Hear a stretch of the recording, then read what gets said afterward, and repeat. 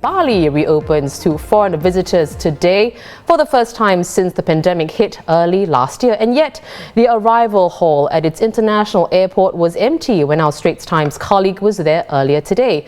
An airport spokesman also saying no international flights were scheduled to arrive. Gloomy sights in other parts of Bali, for instance, after more than a year of no use. And with workers heading back to their hometowns because of zero business, hotel pools have even turned green. Well, Bali is reopening to visitors from 19 countries, including China and Japan, but not Singapore. And speaking to the media earlier, Indonesia's tourism minister refused to say whether Bali would be open to Singapore travelers before Christmas.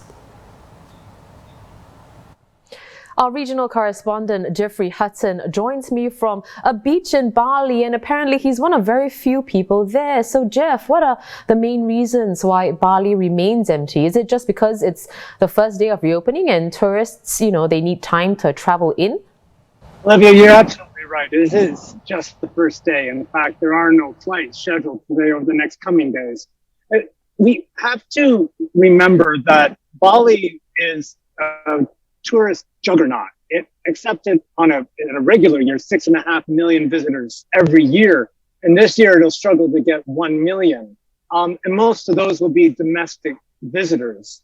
So even if the planes were landing one after another and they were brimming with holidaymakers, it would take weeks to get up to speed. So for now, this is an island that has been balancing lives and livelihoods, and what you see around me has been pretty much reality for the past 18 months. It's empty and frankly a little sad. So in that case, is Bali considering adopting an approach that's similar to other sandboxes like Phuket and Langkawi that have looser restrictions, essentially giving tourists, more freedom of movement? That was in consideration, and it's not clear what happened this time.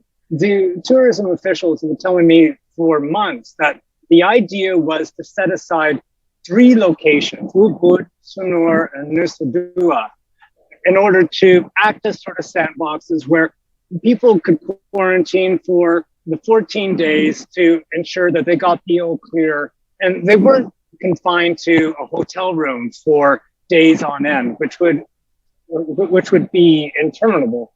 Rather, they would have free roam of a restricted area. But it seems in this case, the reality was that it was just too difficult to enforce. Rather, they'll quarantine for a shorter number of days, 5 days, rather than 14, as is in the case in Phuket.